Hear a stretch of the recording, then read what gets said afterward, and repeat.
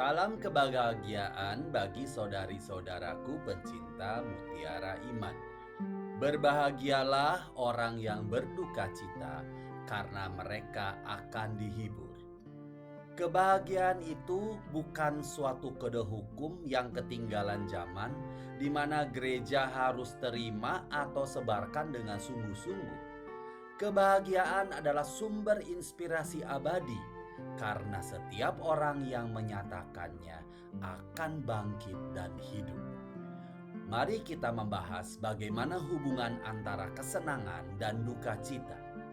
Jika kita baca dari Injil Lukas, "Berbahagialah hai kamu yang sekarang ini menangis, karena kamu akan tertawa." Dan kebalikannya dalam Lukas, "Celakalah kamu yang sekarang ini tertawa, karena kamu akan berduka cita dan menangis." Ini adalah suatu pergeseran dari satu keadaan emosional ke kebalikannya.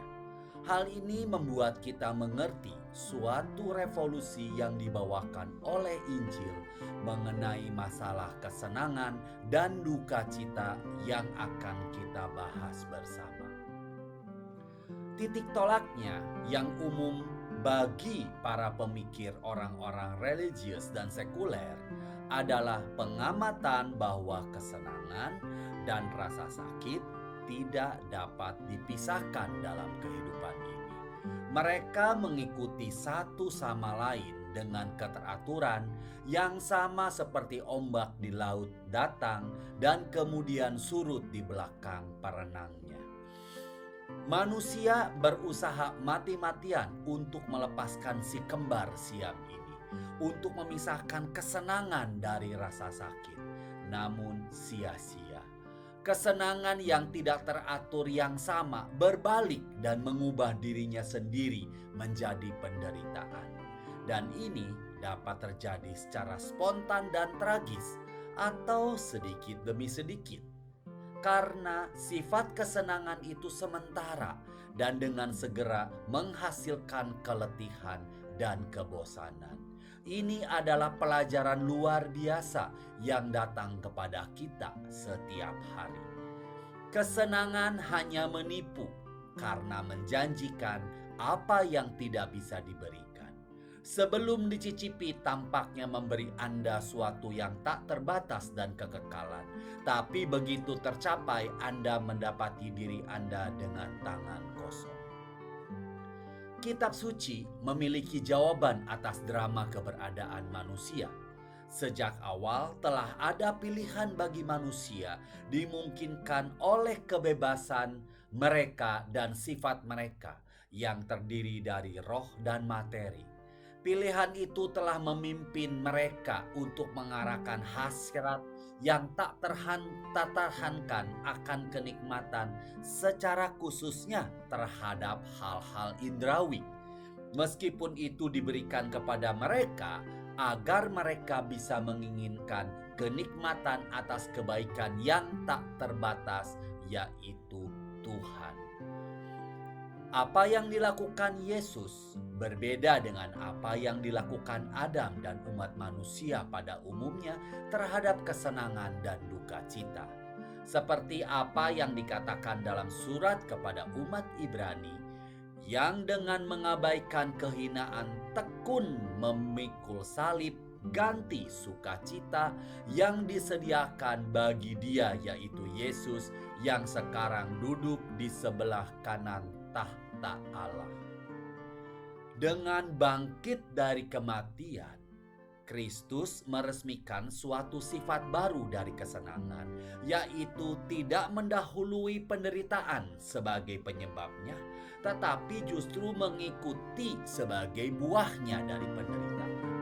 Dan ini bukanlah adalah kasus yang hanya untuk kesenangan spiritual semata, tetapi ini juga bisa untuk setiap kesenangan sejati, termasuk kesenangan yang dialami pria dan wanita yang kasihnya yang tumbuh dari hasil timbal balik satu dengan yang lain dalam menghasilkan suatu kehidupan baru dan dalam melihat anak-anak mereka tumbuh.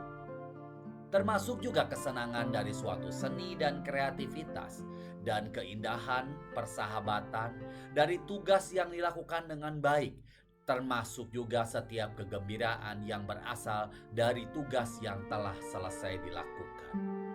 Namun demikian, air mata dan penderitaan dipuji karena mereka membuat orang lebih dewasa, lebih dalam, lebih otentik, lebih bersimpati pada penderitaan orang lain.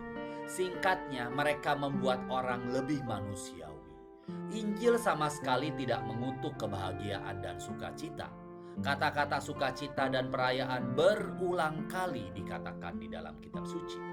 Tawa dan sukacita hanya menjadi tanda keegoisan ketika alih-alih menandakan waktu dan santai yang jauh dari kerja keras, mereka menjadikannya sebagai suatu pujaan atau idola, bahkan berhala.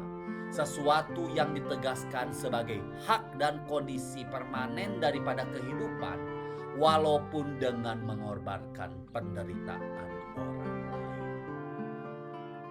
Kebahagiaan Kristus tidak dimaksudkan untuk dipahami hanya di masa depan. Berbahagialah orang yang berduka cita sekarang, karena suatu hari mereka akan dihibur. Berbahagialah orang yang menerima kesengsaraan, sehingga orang lain di sekitar mereka dapat terhibur. Kita perlu memahami dengan tepat siapa orang-orang yang dikatakan Kristus. Berbahagialah dalam berkabung, duka cita, ataupun menangis. Cara paling pasti untuk menemukan jenis tangisan dan ratapan yang dikatakan berbahagialah oleh Kristus adalah dengan melihat mengapa orang-orang di dalam Alkitab menangis dan mengapa Yesus sendiri menangis dalam Injil. Kami menemukan bahwa ada tangisan pertobatan seperti yang dilakukan Petrus setelah pengkhianatannya. Ada tangisan bersama orang-orang menangis seperti yang dikatakan Rasul Paulus kepada umat di Roma, yaitu belas kasihan atas kesedihan orang lain. Ketika Yesus menangis bersama janda di Nain dan dengan para saudara-saudari Lazarus. Saya ingin menggarisbawahi dua alasan mengapa orang-orang dalam Alkitab dan Yesus menangis yang tampaknya pantas untuk direnungkan pada saat ini. Dalam Mazmur 42 ayat 3 kita membaca, "Air mataku, oh menjadi makananku siang dan malam, karena sepanjang hari orang berkata kepadaku, di manakah Allah?" Alasan kesedihan orang percaya seperti pemazmur adalah ketidakberdayaan yang dirasakan ketika menghadapi tantangan. Di mana Tuhan? Dengan keheningan misteriusnya, Tuhan memanggil orang percaya untuk membagikan kelemahan dan kegagalannya, menjanjikan kemenangan hanya dengan syarat kelemahan Tuhan lebih kuat daripada manusia. Bunda Teresa dari Kalkuta yang menghadapi banyak kemiskinan dan kesengsaraan biasa mengatakan bahwa kemiskinan yang paling mengerikan adalah orang-orang yang berpikir mereka dapat melakukannya tanpa Tuhan. Hingga saat ini kita telah mempertimbangkan beberapa alasan bagi orang Kristen zaman ini untuk berduka dan menangis. Tetapi saya tidak dapat berhenti tanpa memperhatikan ada jenis air mata lain. Seseorang dapat menangis karena kesedihan, tetapi juga bisa dari emosi dan sukacita yang dalam. Air mata yang paling indah adalah air mata yang memenuhi mata kita ketika kita diterangi oleh Roh Kudus. Kita mengecap dan melihat bahwa Tuhan itu baik. Marilah kita melakukan pemeriksaan batin bersama-sama. Berbahagialah orang yang berduka cita, karena mereka akan dihibur. Yang pertama, apakah saya menganggap kesengsaraan sebagai suatu kemalangan dan hukuman, seperti yang dilakukan orang-orang di dunia, atau sebagai kesempatan untuk menjadi seperti Kristus? Apakah lalasan saya ketika sedih? Apakah sama dengan Tuhan atau sama dengan dunia?